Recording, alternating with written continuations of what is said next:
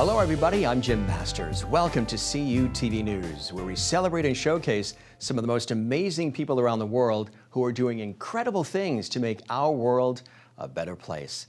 On this episode of CUTV News, my special guest is retired U.S. Army Brigadier General Jeffrey Foley. Jeffrey served over 32 years in the U.S. Army, leading soldiers in war and peace. Throughout his military career, he served in leadership positions around the world in constantly changing environments, all the time focused on the accomplishment of the mission and taking care of people. Upon completion of military service, he spent 2.5 years as an executive administrator with Augusta State University and later Georgia Regents University and Health System. Now, today, Jeffrey is the CEO and president of a leadership development company called Loral Mountain Solutions. He's an acclaimed executive leadership coach where he helps successful leaders become even more effective leaders by achieving positive, lasting changes in behavior for themselves and the people they lead. As a speaker, he conducts presentations to companies and professional organizations around the country on how to build competent, confident leaders capable of leading high-performing teams. Jeffrey's newest book is titled Brave Business Leadership: Grow Competent, Confident Leaders and Get Great Results. Now, in the book, Jeffrey shares his thoughts on the leadership challenges in the business world, also how to build brave leaders, how to be a leader of character, and much, much more. It's a vital, impactful, and relevant read and resource for anyone who is in a leadership position or who is working towards becoming a leader and who wants to be the very best. To discuss the book and more, Jeffrey Foley joins me next on CUTV News. Jeff, thank you very much for joining us here on CUTV News. It's a real honor and a pleasure to have you with us. Thank you, Jim. Good to be here. And thanks for coming up from beautiful Augusta, right? That's beautiful right. part of the world. You know, I'm very fascinated in doing my research about your incredible career that you've had and your passion and your desire to lead by example and to inspire others to do the same. Is this something that you noticed early on in your life, or did other people point this out to you? Well, I think I had a lot of help growing up. I played competitive sports all through high school and college, and I certainly learned that before you can be a leader of any kind, you got to learn how to be an effective member of a team. So I learned a lot about that early on. I was also involved in the scouting world, the Boy Scouts of America. Oh, me too, yeah, great organization. So in my route to Eagle Scout, which I'm still very proud of, I learned these things called values. Mm-hmm. In the Boy Scout, it's called the Scout Law. That's right. There's 12 of them: trustworthy, loyal, helpful, friendly, courteous, kind, obedient, cheerful, thrifty, brave, clean, and reverent. Remember them all in order. I remember them, absolutely. But it's kind of like, you know, the Lord's Prayer or the Pledge of Allegiance. You learn to recite these That's things. right. You don't really necessarily know what they all mean. But in the Boy Scout world, I started learning, and you practice those. You recite them, and then you start practicing what trustworthy means. So I think as a kid growing up in the scouting, I learned a lot about character, because I think the Boy Scouts, among the many things they do, is they help develop boys and girls now into leaders and people of character. Absolutely. So that was the fun part of growing up.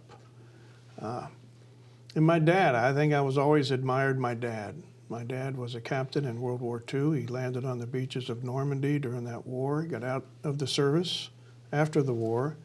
But I think I always admired in my dad what character was about and what leadership was about. And so those youthful experiences helped me grow into, I think, how to be competitive and how to learn how to lead. It was a good foundation for me. Shaping who you are and who you became, Yeah. early on. Yeah, I think so. That's fantastic. So then let's talk about your background that has led to the military. Did you always know you wanted to go into the military? Was it something that, because of your dad or other family members, inspired you to go into the military? What was it about the military that spoke to you directly? Well, my dad, like I just mentioned, was a captain in World War II, but I'm from Cincinnati, Ohio. I'm not from a military town. No one else in my family immediate family was ever involved in the military. But I know I wanted to play college sports in a Division I school, and I know I wanted to study engineering. So my dad sort of introduced me to West Point. West Point flew me up there to play football. So football actually got me into the academy. And I played 1 year of football, but the point is the football stuff, my academics were in good order, my leadership credentials were in good order in high school, and it allowed me to enter the world of the United States Military Academy. But even when I went there, it wasn't a lifelong dream. I sort of had a vision of I would do my 5 years and get out. That's not what happened, obviously, but that's what I sort of went into. But I enjoyed my competitive sports arena at the academy. I had a great education, made some of the best friends of my life there. And then I spent a lot more than 5 years in the Army. What was it about the Army that drew you in specifically to want to continue a career within it? Yeah. I think my eureka moment in my life came when I was a young captain. I was 4 years out of West Point. I was stationed in Korea, and I was assigned to a position called company command. That is the ultimate position for a captain in the Army, and that is where you learn if you're going to be successful in the Army or not. So a company commander is like the president of a company. I had 220 soldiers. I was assigned to a place called Camp Red Cloud, Korea. It was 35 miles from the demilitarized zone. I had 220 soldiers. My boss was 2 hours away. I had a wartime mission.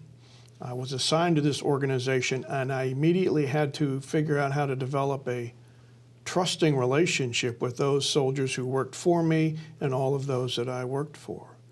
So it was a sort of a frightening experience for me. It probably was the first time in my military career where I genuinely felt and feared failure. I knew if I wasn't successful there, my military career would take a nosedive. And I was not a guy who was easy to ask for help. I always figured, I'm going to figure this out. I will tough it out. I will brute force it out. I will figure it out. So I wondered if I would be successful. I wondered if I would be the leader that everybody wanted me to be. I wondered if we would accomplish our mission. I wondered if I could develop those relationships where people that I supported would trust me and enable me and inspire me and help me. So at the end of the day, at the end of the year, the 1 year assignment, I was successful. And I will tell you I was successful because I had a lot of help. I had marvelous officers and soldiers of all ranks who just wanted to do and wanted to be inspired and led. And there was a marvelous experience for me that helped me be successful only by the sheer success of all my guys and gals doing great work in service. So that's when I said, ooh, this Army is for me. I love this opportunity to lead, to develop people, to help give them the opportunity to grow and be successful. If I can do that for them, I'm just not sure there's too many opportunities in the business world that would give me that. To make that kind of impact, that direct one-on-one impact like that. Right. It really is incredible, isn't it? Right. When It you was. say that. Yeah. And that's when I said, this is for me, and I'm going to give the Army a shot, and we'll see how it goes. But that was my eureka moment in life. 32 years of see how it goes, and it was, went pretty well. And you, of course, rose up the ranks in that system. Well, I had a lot of help doing that, obviously. And so every time you change assignments in the Army, I learned that I had to set my own goals for being successful in that next series of 2 or 3 year assignments. And at every turn, I had guys and gals who inspired me. I had guys and gals who I worked for who didn't necessarily inspire me. They were not necessarily good supervisors or good coaches for me. And I learned just as much from them as I learned from the guys who were great. I learned that I learned a lot from the sergeants and the soldiers. The point was my success at the end of every 3 years, whenever I reflected on it, it was wonderful people doing great work that enabled my success. And I just loved it. I loved the whole opportunity about developing leaders. In the Army, leadership is fundamental. It is a fundamental goal for every service member in the Army. The Army is an up or out organization. You either get promoted or you're gone. Yeah. And so we don't have a succession strategy per se. Our whole culture is based on helping develop guys and gals below us to get promoted. And I found that to be a wonderful, resonated well with me. It hit my heart and soul. Now, it's for others to judge on whether I was effective at helping them, but I certainly was passionate about it. And every rank I achieved and every promotion and every new job I got the opportunity to do it again. And I never got tired of it. That's it was just wonderful. It's incredible, and just to hear the passion and enthusiasm you have for it, the fact that you looked at it that way, that you were there to inspire and motivate others, as opposed to making it like a singular survival of the fittest sort of scenario, which some people do, and they do it in business too, and they do it in life. You were there already knowing that there are these young minds coming up the ranks, like you're describing here for us, that you know, depending on how you handle them and the words you use and the way you approach it, can impact their lives in such a positive way for the rest of their lives. It's a real pay-it-forward situation for you. Absolutely. And that's an amazing way. That is a leader, as I was telling you before we even started this. That is one of the many definitions of an effective leader, somebody who realizes it's a team and that you've been inspired by others and now you're going to inspire. The definition of a leader for you, how do you define an effective leader? I love Ken Blanchard's definition of leadership, and he defines it as any time you attempt to influence the thinking, development, or behavior of someone you are leading. So it's a process of influence, but it also clearly identifies the fact that you don't necessarily have to have a title behind your name of director or supervisor or manager. Anytime you attempt to influence. And so we're all influencing. We all have the opportunity to influence by our words and our deeds and our examples that we set. But I just love that definition of leadership. And therefore, how can I be most effective at influencing the thinking, development, or behavior? And there's different techniques, there's different ways, there's different methodologies, there's different approaches to doing all of that. You know, there's an art and a science to being an effective leader. The art is how you connect with people. You know, it's how do you touch what's inside their rib cage, that heart and soul, and kind of get after what really genuinely motivates and inspires them to do things. That's right. And then there's a science behind it, which is more measurable. Let's have very specific goals. Let's develop strategies. Let's assess performance and see how you're doing. And it's those two combinations that you got to constantly balance, because everybody needs something different. I love the saying, some people need a pat on the back, some high, some low. You know, it takes different techniques. It's situational dependent on what a guy or gal might need to be successful. So it's a great challenge. Every individual is unique. I love the challenge. I love the opportunity to dig and find and connect with people and figure out how I can help them. It's a very cool thing. For folks who are watching this who are not familiar with some of the major responsibilities of a brigadier general, tell us a little bit about some of the things that you oversaw and people you worked with and some of the responsibilities that you had, which were impressive. Well, in the Army, it's a hierarchical organization. You learn how to be a manager as a second lieutenant. So I'll start there very briefly. I was right out of West Point. I would, like all my comrades, who were brand new lieutenants, are platoon leaders, typically in charge of 75 soldiers perhaps, millions of dollars worth of equipment, and a wartime mission. So you are immediately put into a supervisory position with a wealth of responsibility. And the way the Army does it is we promote from within, okay? We don't hire executive soldiers and colonels and majors and sergeants major from the outside. We grow them. So the whole progression of Army growth, it's experiential leadership. You get promoted to be a captain. Now you have multiple platoons. Then you get to be a major and a lieutenant colonel, and you have multiple organizations below you. So the whole strategy behind the Army is every time you get promoted, it's increased responsibility, increased authority, and it just grows as you get bigger. So the largest organization I commanded was 8,000 people, and there's generals who commanded much larger organizations than that. but you're trained and you're given the experience to enable that success. So even though I was concerned as a young captain on whether I would be successful in that company commander position in Korea, I knew I had it.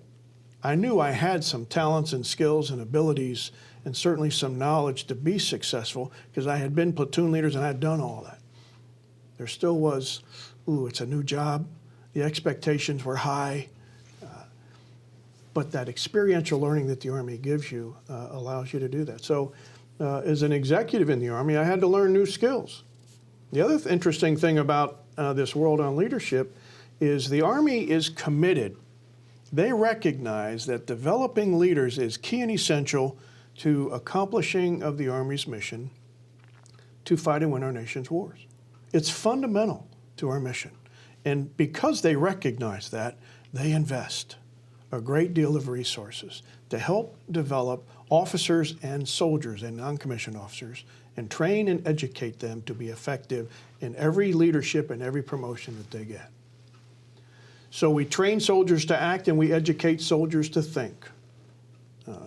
So one of the criticisms of the Army, or it's not a criticism, but one of the myths about the Army, why perhaps some businesses don't want to hire me or don't want to get involved in the Army way of doing business, is because they think the Army is this very strict hierarchical command and control type structure, right, where everybody simply follows the orders of whoever outranks them. Right.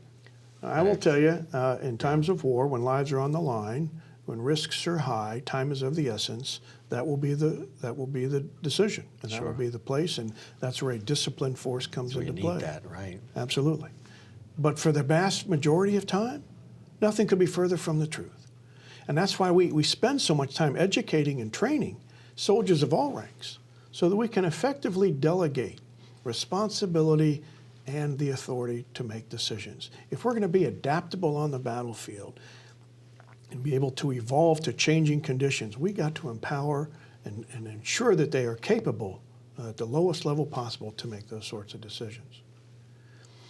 But the Army has been wonderful in its investment of that. So in the business world, if you believe, and you ought to believe, that leader development is key and essential to whatever business you're in. That's right. You ought to invest. You ought to consider. You have to. You can't just assume people know. So you're back to your question on what were my responsibilities as a general? They were different than my responsibilities as a major. I went back to school just about every time I got promoted. And people are always fascinated when I tell them, in the first 5 years of being a general, I went to 10 executive leadership programs. They simply say, Foley, I figured you would have figured it out by now. Yeah. And that's, well, yes and no. I learned it. But what got me to become an effective executive in the Army, those skills and competencies may not be all the right skills and competencies that I need to sustain to be effective at the next level. So that's why this leadership competency business is important. And so I had to learn new, I had to become better at different competencies, like creating a vision and engaging in strategic direction and looking deeper into the organization, more monumental 3, 5, 10-year plans for the organization. So the roles and responsibilities changed. The Army helped me become competent in the various levels. And it was a great experience in that way, too. That's incredible. So then, 32 years, you could be retired and on a golf course, you could be in Myrtle Beach, you could be in Aruba, you could be wherever you want. But something spoke to you to continue to inspire and mentor, coach, and consult other people. So bridge us between the years of an impressive career in the military and then branching out to create your own approach to leadership and guiding and coaching others. When was that bridge made, and what was the inspiration for part 2 of who Jeff Foley is? Yeah.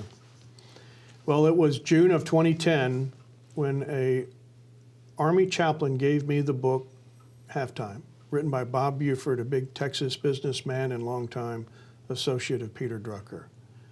And this book is all about the sports analogy of being in the locker room at halftime. You get a game plan for the first half of your life. What is the game plan for the second half? How are you going to transition from success to significance? So my wife and I both read that book, and it really helped me get my head in the game of how I was going to be significant. And upon reflection in the Army, one of the most joyful things that I experienced in my 32 years was this development of people. I had so many who helped me, and I was able to help so many others. How could I take that and help a whole nother world in the business world who didn't have the experience I did? I would love to be able to share the old adage, if I only knew then what I know now. I was so much smarter, after I retired from the Army, and I just wish I had learned a lot of that sooner.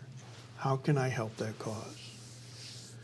So I've had 3 important mentors in my life since I retired from the Army. The first is General Perry Smith, a West Point grad, who really was my inspiration behind speaking and writing. And he's the one who invited me to co-author a book, Rules and Tools on Leaders, an updated edition of that book, and helped me get my head in the game about writing and getting my message across in those 2 media. And I had the great fortune of meeting Ken Blanchard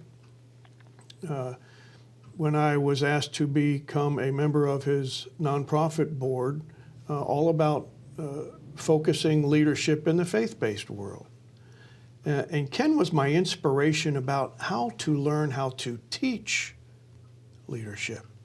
He really helped me understand what were the best practices and the things I learned from a military perspective and capture it in ways and means to take advantage of opportunities to translate it into the business community where I can be effective in the business world.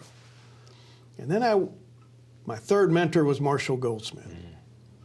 I had the great fortune of meeting Marshall Goldsmith in 2003. When I was first promoted to general, he was gracious enough to volunteer his time to coach Army generals. And so I and 30 or 40 of my classmates who all got promoted to general had about 3 days of Marshall in 2003. And I still have all my notes, and there were many notes that I took from Marshall, and I had put into practice some of Marshall's guidance on how to be a general. And so Marshall was my inspiration to get into the coaching world.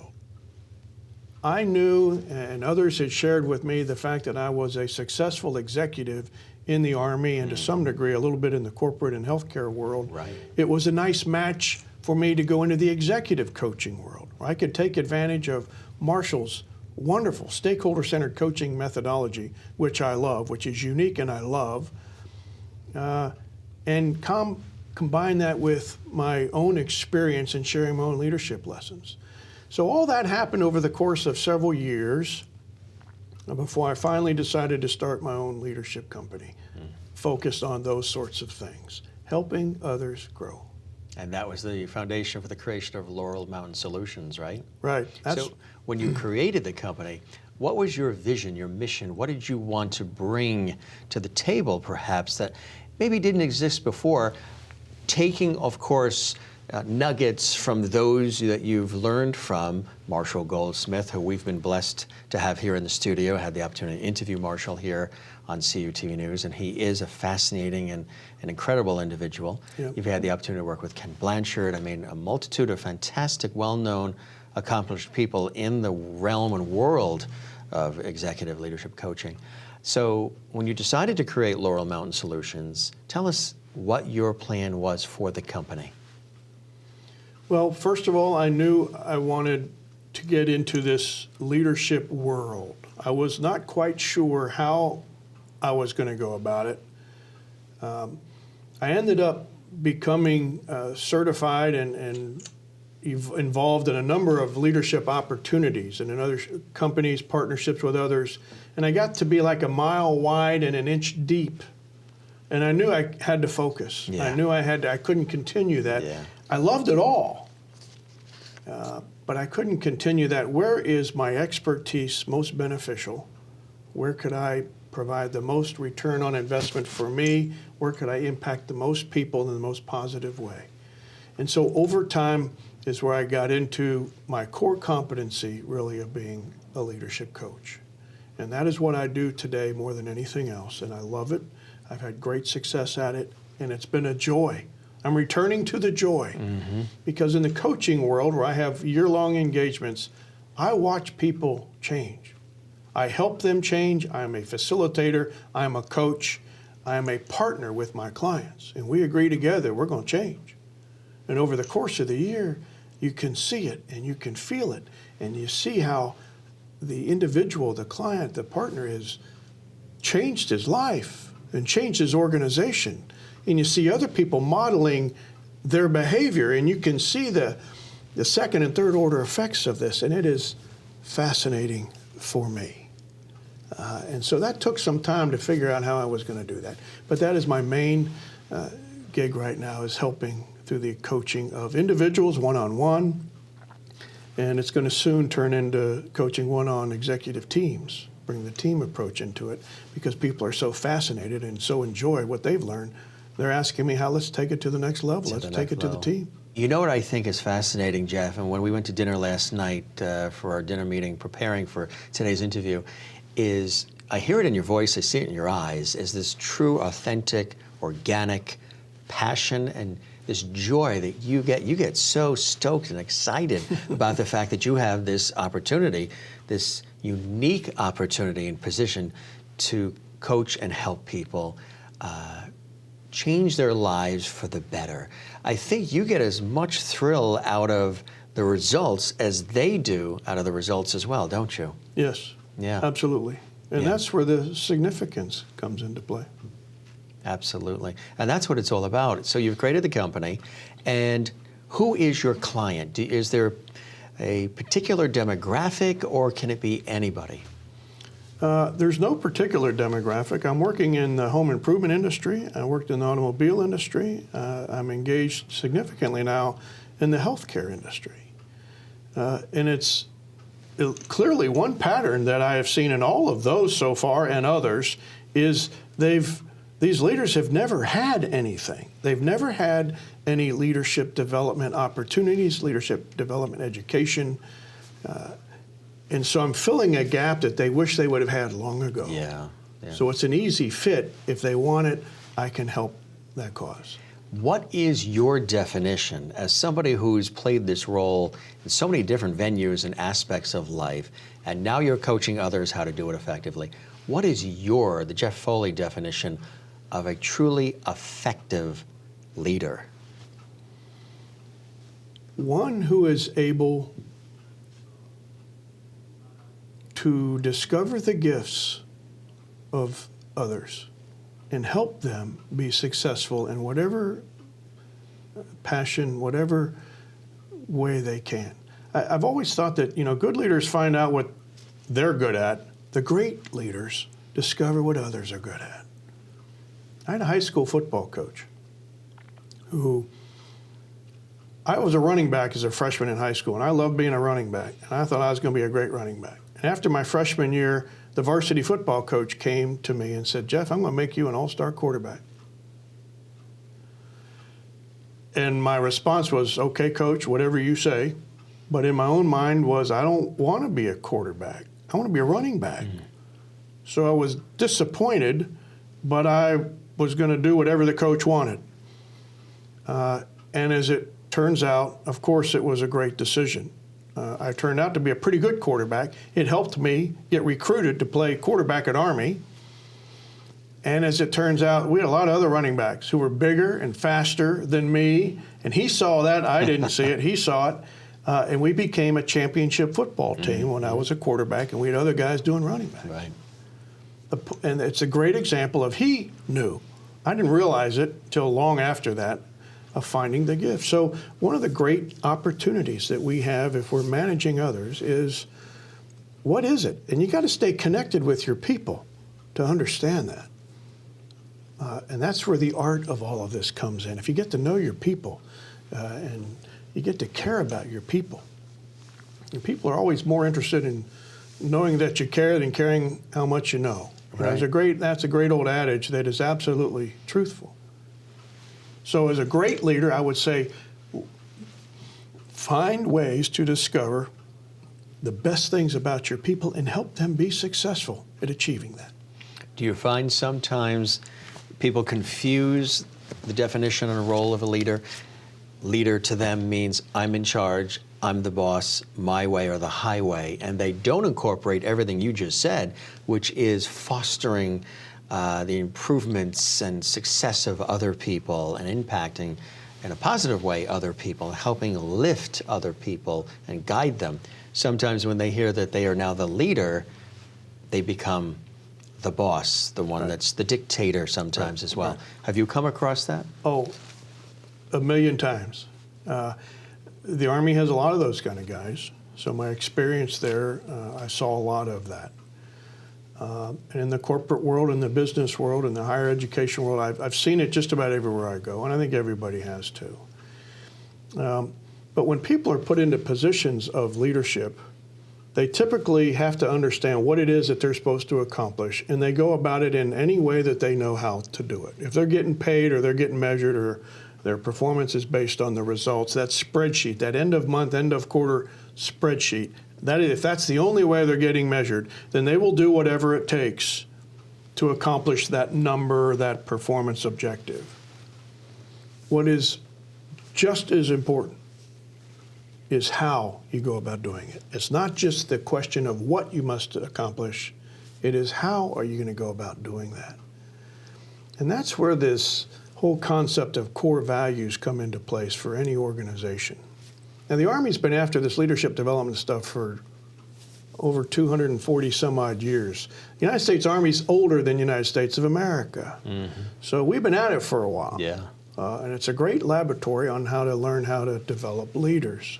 So we've got an advantage over most organizations.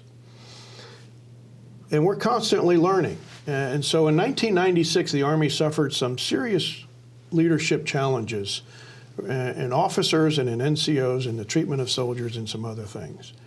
And the Chief of Staff of the Army concluded that we needed to change the culture of the United States Army. And in 1997, the Army derived and concluded that we have 7 core values. They are loyalty, duty, respect, selfless service, honor, integrity, and personal courage. They reminded me in many ways to the 12 laws that I learned in Boy Scouts. Mm-hmm. It's coming back. Mm-hmm. Took a few years. Full circle. But it's 7 values, and we describe them in detail. We write manuals in the Army on any time we're going to do anything. And so each of those powerful words comes into play in everything that the Army does. It was an attempt to modify, to influence behavior.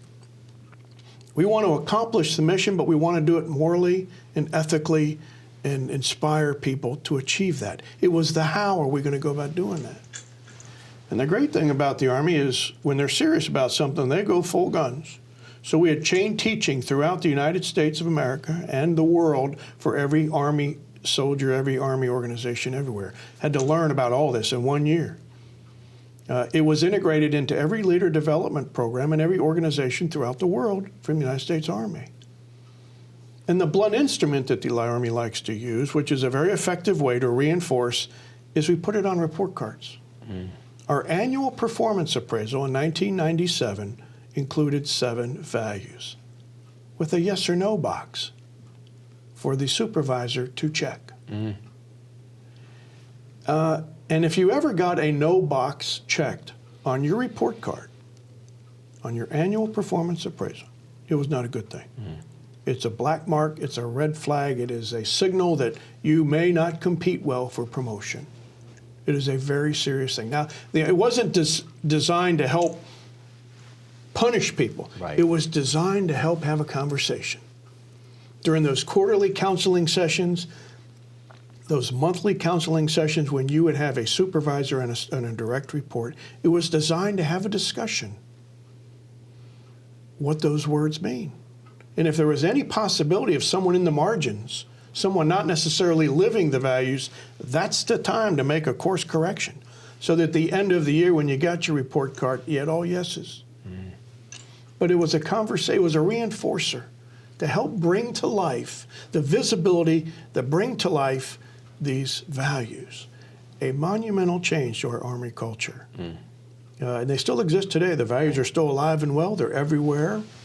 And we're not perfect. We still are constantly assessing where we are in the character development of men and women serving the United States Army. But that's the idea of this culture thing and how we can change the business culture and help create opportunities for leaders to understand how they're going to accomplish the mission, not just what. Exactly. Now, the other thing about this leadership, getting back to the boss, the dictator type thing, you know, actually at West Point we had to memorize Schofield's definition of discipline. And all my West Point grads out there can recite it with me, as I recite it now, the beginning of it. And the Schofield defines, his definition of discipline is that the discipline which makes soldiers of a free country reliable in battle is not to be gained by harsh or tyrannical treatment. On the contrary, such treatment is far more likely to destroy than to build an army.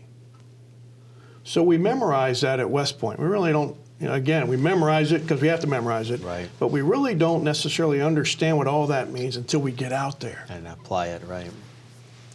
But getting back to the dictatorship also, you know, the Army is, trust is one of those values. Loyalty, duty, respect, selfless service, honor, integrity, and personal courage. Together, they build trust. Soldiers will go into far dangerous places today if they trust their leadership.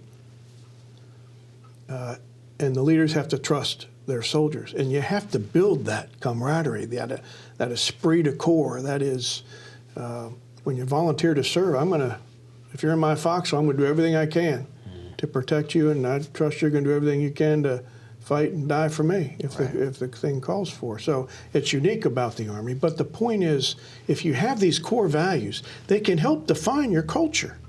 And if you define them well and you make sure everybody understands what they are, you can help bring them to life, and it can help change the culture of your organization. The one example of a business, and I just helped one organization go through a whole transformation of their culture. Everybody likes to use the word excellence. Excellence is a marvelous word. But you have to define what excellence means. And so in this particular case, to a sales representative, excellence might be sell 100 widgets. You know, you got your quota, you got to sell 100 widgets by the end of the month. And if your boss ever says, I don't care how you do it, the number is 100, go do it. Well, now you're going to challenge the integrity and the moral character of the individual. If that is the only thing he's being measured, can he accomplish or not that one number 100? He's going to sell a widget to somebody who doesn't need it. And that's where you got to have integrity as a value. You don't sell widgets to people who don't need it just because you want to meet a quota. So it's a simple analogy like that exists. You read about it in the papers all the time. Oh, yeah. And it's where companies and businesses get into trouble when they have this overemphasis and goal-setting objectives to determine what success looks like. Let's talk about some of the things that you offer through Laurel Mountain Solutions, some of the programs, maybe workshops, speaking that you do. If somebody is interested in availing themselves of the opportunity to work with you and have you work with them, are there certain steps they also need to take as their prerequisite to working with you? And generally, when folks come to you who need help, is there a certain state of mind that they're usually in by the time they come to somebody and seek out coaching services? Well, you can contact me. I have my contact information on my website, so you can contact me, and anyone who contacts me, I'll certainly return the call or return the connection and have a discussion. I love having hour-long consultations. I don't charge for. I just try to discover what it is that you're challenged with, what it is you're looking for, and determine if I can provide that service or that coaching experience. That may be it, or I can certainly recommend others. So you do like an initial assessment? Yes, I certainly do the initial assessment, and I never charge for any of that. I love having the conversations. I learn as much as they do about even during the conversation. But I principally provide coaching services, executive senior leadership coaching, routinely for 12 months at a time, because that is how long it takes most senior leaders to really change. You know, it's like an old dog, new tricks. Doesn't work very well. Marshall has been very good. Marshall Goldsmith is very good at documenting how long it takes a senior leader who is steadfast in his ways, doesn't want to change, doesn't need to change, doesn't think he needs to change. It takes that long to change. I also offer speaking opportunities. And I love to get out and travel around the country, and I do it often, and give opportunities to share in an hour or 90-minute keynote presentation, and sometimes followed on by workshops on a particular focus on leadership development, or part of my new book on Brave, or an element that I am comfortable and I'm qualified to speak on. I will have interviews with the organizations and find out what the biggest challenges are, to make sure I tailor the presentation to meet the needs of the organization. What do you find today with how everything is changing so rapidly, and with technological advancements and so much more? What are some of the key challenges that you're finding today within organizations and within leaders? Well, I would suggest that most of the challenges are habitual challenges that organizations have had forever. You know, the technology is an enabler. The one good thing about technology is many organizations like the Blanchard Company or the Wiley Corporation or any of those that I'm associated with, and many, many others, they offer training and education opportunities virtually. It's not unique. It is a common practice to bring the training virtually, where you don't have to get up and leave home station, and you can learn wonderful things with effective leader development programs through technology. So the solutions are different. The goals principally are the same. How do you create goals? How do you help coach individuals to be successful? How do you develop strategies to achieve goals? How do you become an effective coach? How can you help gain competence and confidence in your ability to coach others?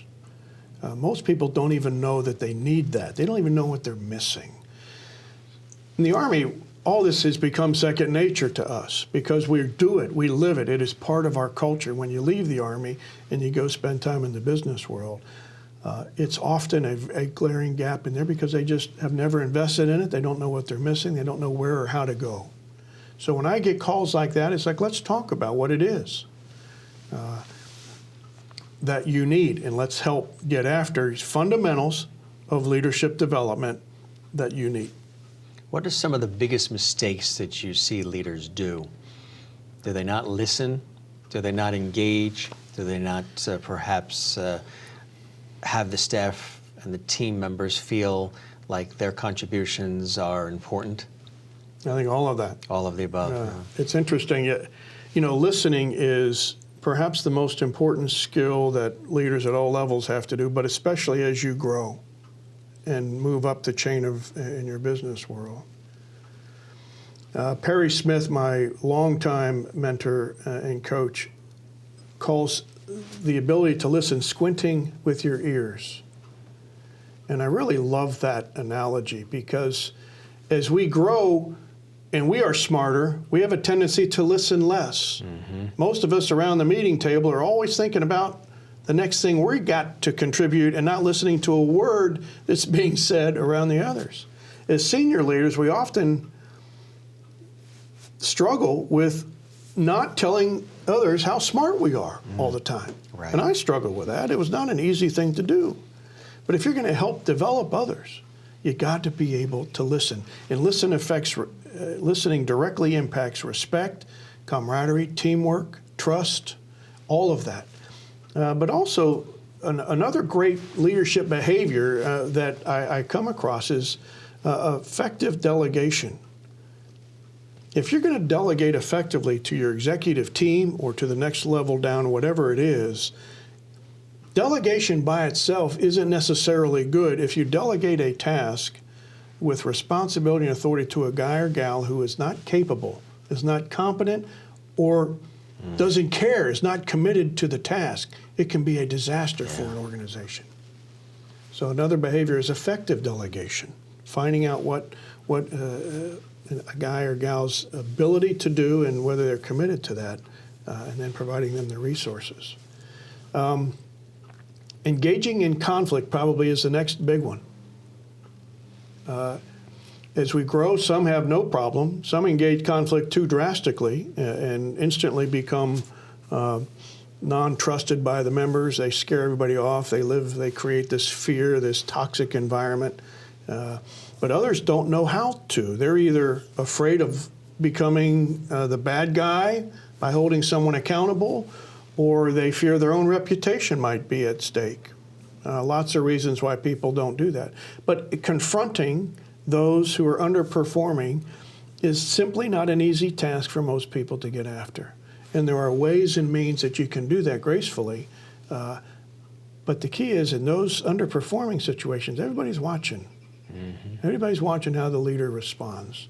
And so often I see, and I'm told of stories, when no action is taken, that rotten apple starts spoiling the whole bushel. It's a very true thing. So do you find sometimes there are people in leadership roles who shouldn't be in leadership roles? Do you believe that leaders are born, or are they created and developed? I think in many cases, or not many, I believe in some cases people are born with a certain aptitude. They have a certain DNA, a certain bloodline that will help them be more successful perhaps than others. But the great leaders are not born. They really practice. They really engage. They commit themselves to learning. That's important. Yeah. So this is where you come in, because you may have somebody who is effective, but they've reached some sort of perhaps roadblock, or they're stuck, or they're not getting the results or the performance that they wish that they could from their team, from the folks that are working for or with them. So is that often a situation too, where there's this roadblock where they've done well, yet something's missing, something is just not gelling? Yeah, I have had some experience with that, and we certainly I had experience with the Army. And it's the old Peter principle in some cases, where people are promoted beyond their level of competence. And that happens all the time. But in some cases where people are promoted, like if there's a great salesman, now he becomes the sales manager. So many cases I've seen where organizations make those decisions, but they don't do anything to help the promoted guy or gal become effective as a manager of people. It is different. To be the department chair in an academic institution, where you once were an instructor, now you're a department chair, it is different. Mm-hmm. To be a technician in the automobile industry and then being promoted into a service manager position. All of the chief financial officer now being promoted into an executive level of the organization. You're an expert in finances, but you might have no clue on the operations or logistics side of it. And communication skills. So the idea is you can very well be effective at that, but you just ought to try to learn. What is it going to take? This is Marshall Goldsmith, what got you here won't get you there. The skills that got you to be an expert at whatever level you are, when you get promoted, they may not be the same ones. Right. So it's important to discover what is that set of competencies that you need, and be willing to accept feedback on how to become better, and be willing to invest in the development skills that you might need to be effective. Give us an example, if you can, of maybe, without naming names, somebody that you might have worked with who were at level A, and through your expertise and your coaching and the time and the patience and the investment they and you have made collectively, like what I like about your approach is you say it's a partnership. Yeah. It's not just you coming in as the expert and they sit and they just sit up straight and they listen. They're participating, and it's a back and forth. Do you have an example maybe of where somebody was at level A and you helped them get to level B? Yeah, absolutely. Let me tell you a story about William. So William was a seasoned professional in the home improvement industry. He was the general manager of the flagship store of 5 stores in 2 states of this one company. Over the next several years, he watched the CEO of the company acquire 11 other failing businesses in 3 additional states. Wow. He and the CEO knew that they were not prepared for this rapid expansion. They did not have the foundation involved to help ensure success. And that's when the CEO appointed William to be the president, a new position for the company, and then blessed him with the role of president and said, figure it out. So William, who had been so successful for so many years, loving family and all of that, life was good. Now, for the first time in his life, he feared failure. And so over the course of time, he and the CEO discussed that he needed help. And that's when they hired me. And they hired me because I had been successful in the Army. They were a little concerned about this miss of the Army and you know, all of that, and how was I going to be able to capture the lessons learned in the Army that could help them. But they initially said, we need your help, and I want you to be the coach for William. So we engaged for a year-long exercise in the Stakeholder Centered Coaching process. How was William going to be the most effective leader he could be to be an effective president of his organization? So it started out the first year with the Stakeholder Centered Coaching, and we did the assessments, the 360s, and got feedback, and we went into an action plan, aggressive role performance, and then after that experience expired, and he showed positive, lasting change. He was much better capable of being the president than he was before. We also addressed organizational structure and organizational culture. And so after the first 18 months, my coaching experience with William turned into be a very positive thing for the organization. And if William was here today, he would tell you that because of Jeff's coaching of me, my competence and confidence in my role as president and leader of this company improved dramatically. And so I'm still coaching him. We're still taking that organization to another level. And over the course of time, they're on another glide path to achieve record levels of performance. And they've got the foundation built, they're ready to expand, and they continue to grow. And William's doing marvelous as the president of this company. That's extraordinary results. That's amazing. And of course, the competence and confidence that he has then encourages others, the team, the people that are working for him. You told me a story briefly last night at dinner that sometimes some of the results of your coaching and the improvements that leaders make in becoming a more effective leader actually change them in ways that allow them to have better relationships at home, with friends, and in life, not just in the business world, but throughout the 24 hours of the day.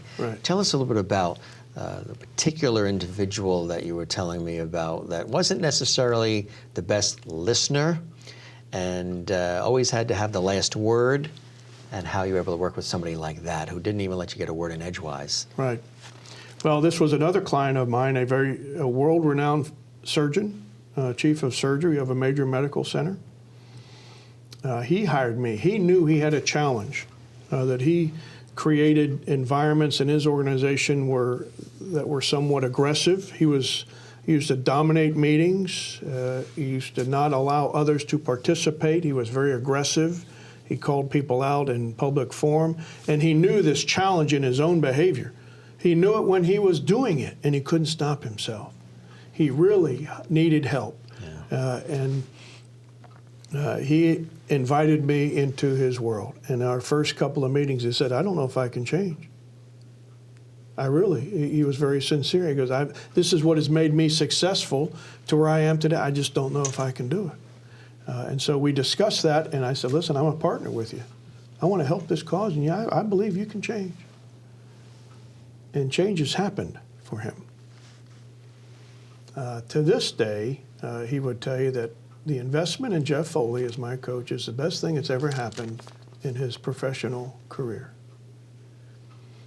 And his wife has shared with me, after 4 months of my coaching with this physician, his wife shared with me that his marriage now is classified as an era before Coach Foley and an era after Coach Foley. And the second half being obviously much better. So his wife and daughter have been very clear that their life has changed. So even though this coaching practice is, I am focused on I'm not a life coach, I'm a business leadership coach. But this leadership is a process of influence. It's how you think, it's how you behave, it's how you develop others. And whatever change you make in the workplace, it applies everywhere. It's everywhere. Yeah. In this particular case, it was wonderful that it has helped him change his life. And how joyful is that for me? How significant is that for me to have allowed and enabled him to have been a partner? He did it. I'm just there helping him along. Facilitator, conduit. Yeah, the facilitator. So that was a marvelous experience for me. I've often been told that coaches are continually coached. So are you still continually coached as well? I have multiple coaches in my life. And I continue, and they're mentors, they're coaches, they're different things, but I get lots of advice from important people in my life. And I will also tell you that every time I have a client engagement and I have a partnership with a client, I am learning. I learn things that, and I ask for feedback. How am I? I mean, that's a wonderful thing about being a coach. You got to certainly offer advice and guidance and mentorship to those below you or whoever you're coaching, but it is marvelous and exciting and important to gain their feedback on how you are doing as a coach. What can I do? And there's some marvelous questions that I highlight and share with people is, what can I do for you? How can I make your job easier? What am I doing or not doing that is impacting your ability to be successful in your role? What feedback do you have for me in terms of how can I be a more effective coach for you? And you ask these questions, and then you got to stop talking. You got to ask, and then you got to you got to squint with your ears and listen and take notes and see what resonates and see where it works. You may have already answered this in a multitude of ways just through the descriptions of your work, but what do you feel makes the Jeff Foley method different, perhaps, than others? There are thousands of coaches out there these days, but what is it about your approach and some of the things that you've experienced in your own life that you think gives you a different perspective and a different methodology to your work? Well, first of all, I am absolutely committed to the Stakeholder Centered Coaching methodology that Marshall Goldsmith created. And what is that for folks watching who are not familiar with what that is? It is, Marshall started it. It's called Stakeholder Centered Coaching. The idea is to create positive and lasting change in behavior in the eyes of stakeholders. So it's a 5 sort of step process. We do a comprehensive assessment on what behaviors that the individual is strong on and where he's weak in. We identify stakeholders. Those are direct reports, peers, bosses, others who might be interested in part of it. We establish behaviors. We get feedback on behaviors that will help change the behavior that he needs, the actions. We get feedback on recommendations from stakeholders that would help guide what he needs to do to change his behavior in their eyes. We put an action plan together. It's an action plan. We write it out. And these are the behaviors I'm going to do. And the leader takes that action plan based on the feedback that he's gotten and the feed forward. What can I do in the future to be a better listener, to be a better delegator of authority, whatever those behaviors are. And we take that action plan and he gives it to all of the stakeholders. This is where it takes a little bit of courage and humility, because most senior leaders that I know, or many senior leaders I know, would never be this transparent. But this is really an acknowledgement. I know I ain't got it all figured out, and I'm going to need your help. And over the course of the month, he attempts to lead and execute the actions that he says that he is committed to doing. And at the end of the month, we get feedback. And because he goes and asks, how did I do? I told you I was going to be the last person to talk in a meeting as opposed to the first person. How did I do? And he asked the people who were in the meeting, did I do what I tell you I was going to do? And this feedback and this connection that he makes ultimately helps modify his behavior. And if he gets good feedback, then he continues to reinforce. If he gets negative feedback, we got to have some conversations. We got to learn why he didn't change, why he didn't do it. But the point is, there's a connection. Every month, it's an action plan. Every month, we get feedback on how we performed and suggestions for the future. And at the end of the coaching experience, we measure change. We have a report card. And that's where the fascinating thing is here. We measure change in leadership behavior, which is not an easy thing to do. Back to that report card, like in the Army. Right. The report card. Right. You get a report card. And most people don't know how to measure change in leadership. They can measure change in how many widgets you sold or whether you accomplished other objectives. Yeah. But Marshall has developed a great way. So we measure performance, and we have a report card. All the stakeholders participate, and in their eyes, has the leader changed? And so that's the stakeholder centered approach. It's a very disciplined process. It takes courage, humility to do that, for the leader to do that. So it's a great process. What I bring also is really, that might separate me from a lot of, is I was an executive in the United States Army. I spent 32 years there, and many years as a colonel and a general officer, and so I've lived it. I've made a lot of mistakes. I know I have lots of examples of what right looks like and what right doesn't look like. So I've lived it, and I can share my own personal stories that might embellish and might help the stakeholder-centered coaching process. As part of all of this, one of the resources that I mentioned in the introduction is this amazing book, Brave Business Leadership. Tell us about this. What was the inspiration for wanting to write a book like this, and what do you hope people get out of a book like this, Jeff? Yeah, well, my friends teased me. I went back to my high school reunion, and some of my friends tell me, Foley, I don't remember you reading many books. What's this deal about you writing books? My first experience at writing was Perry Smith in the Rules and Tools for Leaders. So I kind of got into the idea of how to capture lessons learned and putting them into words. And since that book came out in 2013, I've been working on how to create my own model. You know, I've always been after this idea of what, if I only knew then what I know now, and how can I share my lessons without necessarily having to hire me or, you know, hire me as a speaker or hire me as a coach. How can I get my message out to more people? So this book, Brave, captures the essence of what I learned from my experiences in the Army, what the Army taught me, and also what I learned from my own experiences.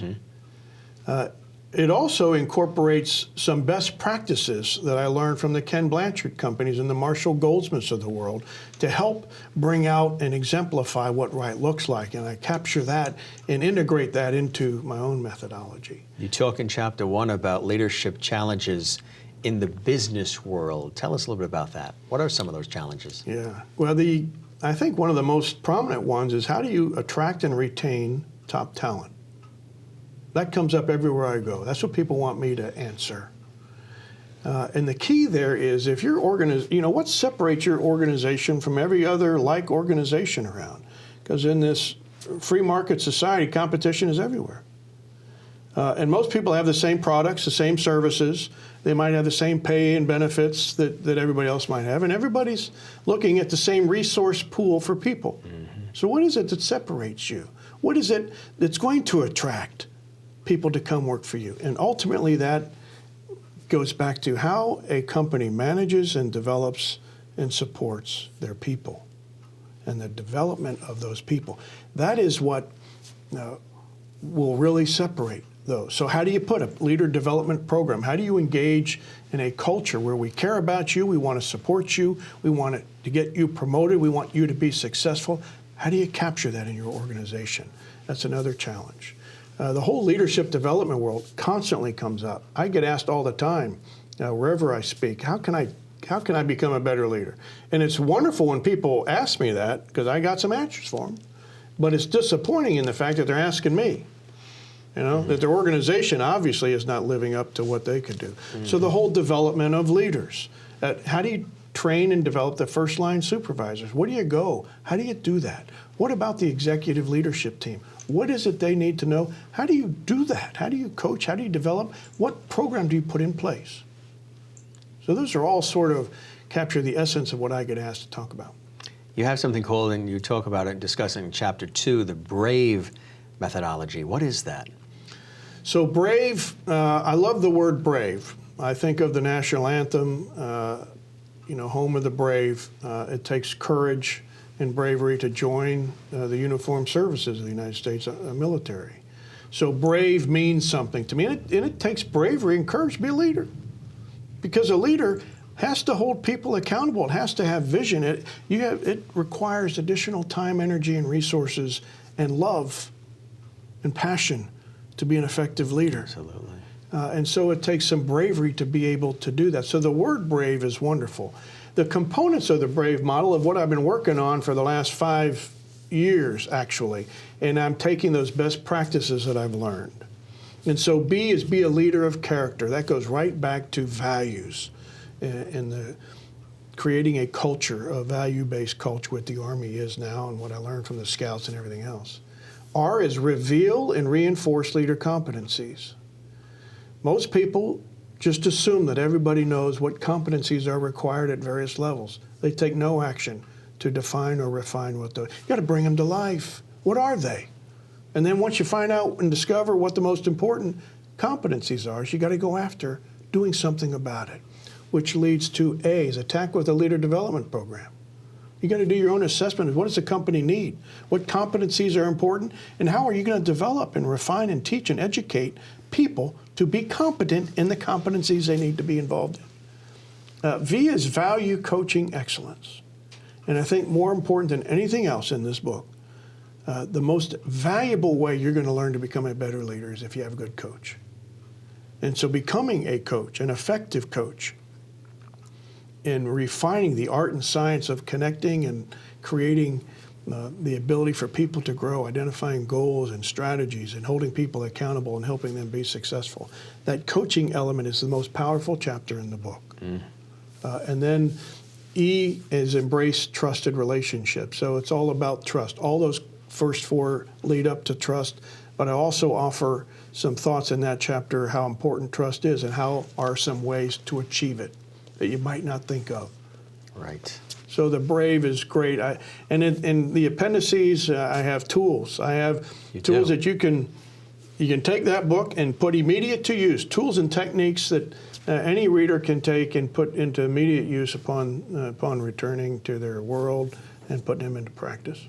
You know, Jeff, in Chapter 3, you talk about something really important, and that is, and I think this is relevant to all aspects of life, whether you're a leader or not, but especially if you're a leader, and that is to be a leader of character. That's essential, isn't it? Yeah. That's why it's the first part of my BRAVE model. It all starts with who you are and what you stand for. And I think if you aren't a leader of character where people can trust you, they know who you are, you'll never have the opportunity to influence them. And if leadership is a process of influence, which we all agree that it is, you will not be successful if they don't trust you. That's important. And to be a person of character, your word needs to stand for something, doesn't it? Sure, absolutely. And that's why this started with the scouting world, the oath and the scout law and everything I learned in the Army.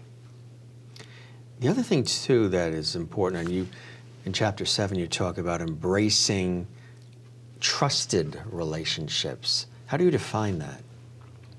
Well, it's embracing trusted relationships talks about the connection between people. And how do you capture the essence of what people stand for? If you don't trust someone, it goes back to the character thing. If you don't trust someone, if they don't know you care about them, if they don't know that you care about their organization and helping them be successful or caring for them in times of tragedy or hurt or pain, that's a relationship that will fail. And people will go to extraordinary lengths following leaders that they trust in the military, go to very dangerous places. And they do it because they have built this relationship. And the relationship goes both ways. The leader has to trust and respect the individual. The individual needs to trust and respect the leader. And if you have that connection, wonderful things can happen. And that's the same true in the business world. Yeah. I worked for people I didn't trust. And I would suggest there's lots of people out there who have worked for people they don't trust. And boy, is that a sick feeling. Yeah. Tough to sleep at night, right. And it's tough to do anything at work. You don't want to be part of that organization. If the ship goes down, am I going down with it? Right. Yeah. And research has shown that's one of the most prominent reasons why people leave an organization. They do not trust their supervisors, their managers. Right, exactly. What's great about this book, too, is in the time that it's been out already, you have garnered some incredible accolades and endorsements from some of these key people like Marshall Goldsmith and Ken Blanchard, who I believe wrote a foreword for you as well. How does that make you feel from people who have mentored you now coming back and giving you such incredible endorsements for your work and for this book? Yeah. Well, it makes me proud, certainly, in the work that has become credible. So having an Army superintendent of the United States Military Academy endorse it gives credibility to the military aspect. But I've got those who have read the manuscript and prominent business leaders from Fortune 500 organizations to the franchise world to the health care world. They have seen what it is, and they have seen the value and what messages the book brings home. Another unique thing about the book that's captured inside the book are stories. The book is full of stories. Yeah, it is. It's full of my own military stories, and each one of those brave elements has a business story from all walks of business life that reinforce each one of the elements. So it has and brings some credibility to the word brave and the methodology that I share in there. It just seemed to be a logical way to show that it's not just a pipe dream, it's not just an Army thing, but it really are best practices that are helping organizations be successful. I would imagine as well some of your colleagues and comrades in the Army and the military are quite proud of what you've accomplished and continue to accomplish beyond the military as well. Well, I've had great fun doing it. This is it's a work of love, and I'm trying to add significance, and I'm enjoying it, and it's not work for me. Right. I know I get paid, and I want to get paid, but I really, my great joy, the great satisfaction is, boy, is there someone out there who's benefited from my experience, and if I can do that, it's awesome. Exactly. And you stand behind the work and the results too, which is important. Absolutely. Absolutely. It's incredible work that you're doing, and I can see that it's something that it's in your DNA. When you look at all of the journey of your life, you've been doing this. You've been a leader. You've been coaching and accepting coaching from others who you believe in all your life, really. Yeah. All of your life. And you dedicate this book to somebody quite special in your life who you touched upon a little bit earlier, your dad. Yeah. That's important. Yeah, my dad really is the inspiration behind my youth, going into the Army. He died when I was a battalion commander. I was a lieutenant colonel in Fort Hood, Texas, and he was unable to attend the rest of my military career, but he's watching. Yeah. And I'm doing it for him. I know he'd be proud of me, and I just want to make him proud. You have a website that people can go to, too. What is the website that people should check out to make those first steps to connect with you? It's called Loral Mountain Solutions. It's laurelmountain.com is the actual website. I have a number of blogs. You do. I write, and I share all that. They're about 800 words, and they all have messages, key and essential messages that might resonate. It's all free. Go do it, and it'll help you learn a little bit more about me and my offerings. Some of that is captured in this book. A lot of it is not. But it's a great website, and it might help you. Absolutely. Absolutely.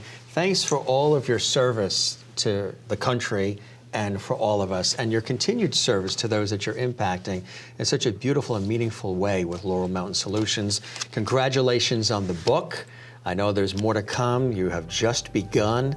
You're making a big impact in people's lives as you have all your life.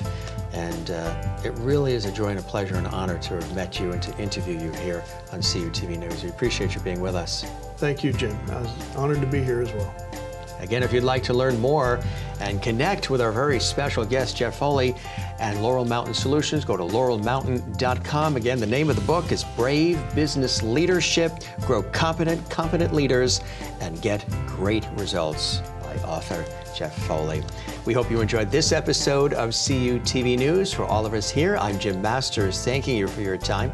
This time, until next time, we appreciate you being with us on CUTV News. Bye for now.